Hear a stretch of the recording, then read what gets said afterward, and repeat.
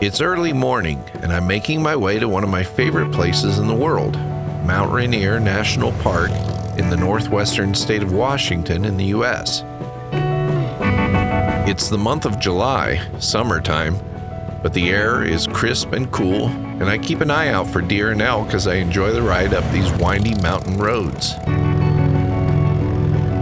I bring my camera here almost every year, and as the sun begins to peek through the evergreens, I'm thinking about what I want to make an image of in such a rich landscape of opportunity.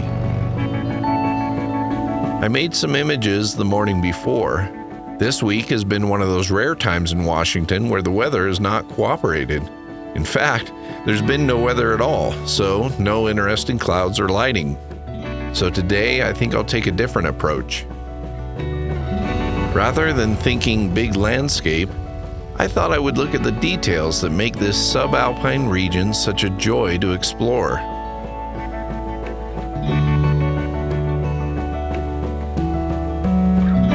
Not only are the colors of the flowers bold and varied, but the sheer number of them bring a feeling like you're experiencing a sort of live painting, with every color of the palette available to you.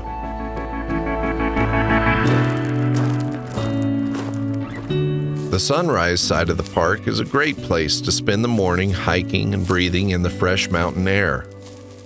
I grew up walking these trails with my family, and just the fragrant smell of the endless meadows bring back such fond memories that instantly reconnect me with this land that I've cherished so much over the years.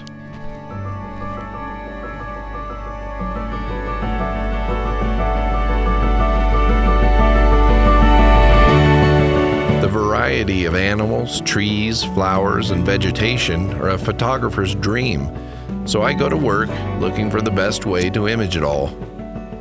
There are plenty of old twisted logs, trees, and other features that add interest to my compositions. I take my time, I watch my step, and I stick as close to the trail as possible. I'm shooting medium format film, Provia 100, so I have plenty of detail in each image. The purple lupine, the tiger lilies, the pink mountain heathers, the pasque flowers, and the magenta paintbrush are all gathered to make a breathtaking display of intense hues, greeting the warm sun with their intricate and delicate structures. For most of my shots of the flowers, I shoot against the sun, allowing the backlight to bring out the translucent nature of the petals and other features of the flowers. It's been a fantastic morning revisiting some familiar stomping grounds and shooting on film like I did when I was a kid, and I can't wait to see how the images turn out. In the evening, I returned with a digital camera because someone mentioned that Comet Neowise would be appearing in the evening sky, and I really enjoy night photography. So, one might ask, do you shoot film or digital? And my answer is always yes.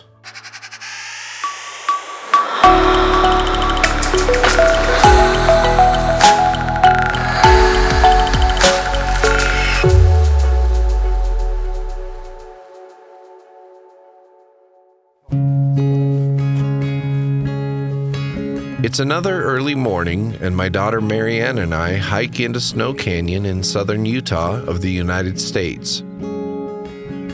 We scouted this location the day before, and I want to set up early with the idea of making an image right as the sun first falls on her face, hoping to get a little sparkle in her eyes at the same time. Today I'm shooting 35mm film with the same model camera I had when I was a young man. With a 50mm lens and a 2-stop neutral density filter, I set the aperture to 5.6 and the shutter to 1/250th of a second. Shooting portraits with film gives them a pleasant quality that I really like, and I tend to shoot with either Kodak Portra or Fuji Provia. This morning I'm using Provia 100, and I'm looking forward to seeing the results. We practice a few different poses, and I test the camera as we won't have much time to work when the first light arrives. Of course, shooting film, I have no way to actually see my test shots, so I double check that my focus is good and that I have the right amount of depth of field. The anticipation builds as we watch the light in the background make its way down the distant cliffs. Marianne has figured out a really nice pose, so with a few more test shots and making sure her hair is right, we are ready. And waiting for just the right moment, I make an image.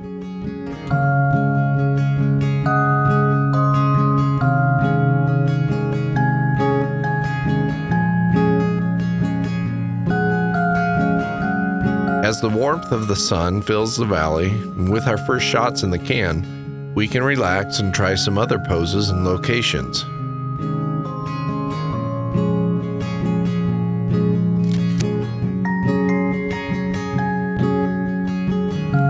I change to a 105mm lens, and as the sunlight is getting more intense, I set up a fill flash so I can use the sun as more of a backlight for Marianne's hair.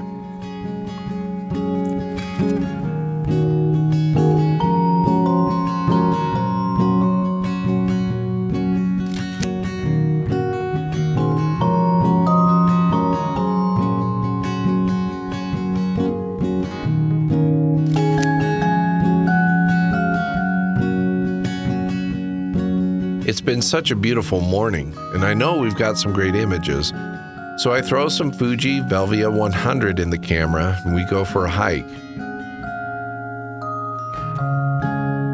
I just love the nostalgic look of using an old film camera for things like this. It reminds me of when I was a young photographer in Washington, hiking around Mount Rainier and taking pictures of my family and friends. I'm still doing that today, but with more experience, I think I appreciate the miracle of film photography all the more. As an artist, it just feels like a great way to express how I see the world around me.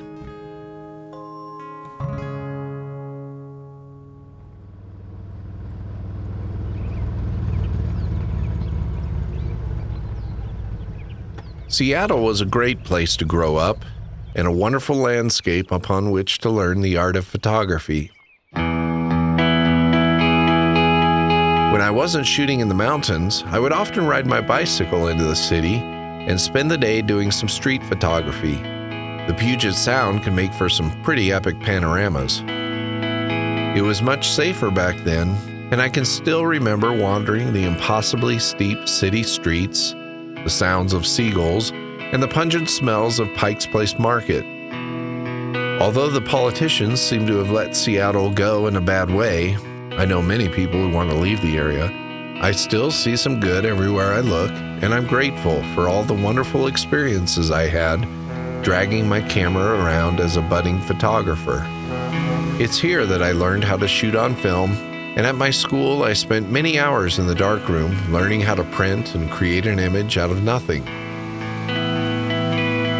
I'm not one to say that I prefer film over digital, because I shoot both regularly, and I love my digital and film cameras just the same. But there is something I enjoy about shooting film that's hard to explain. It can be frustrating. I've certainly over and underexposed my fair share of images. I've opened the camera back when I shouldn't have, and I've even developed a roll only to discover that I never actually shot it. But in spite of all of that, shooting film has a familiarity about it. Like going home to Washington and visiting the places I explored as a kid. It brings me back to a time and place that means so much to me. I also enjoy slowing things down and taking my time to set up to really create an image. With film, I simply can't take 100 shots and hope one of them turns out. You have to shoot with confidence. But when you do, and when everything turns out okay, wow, what a feeling.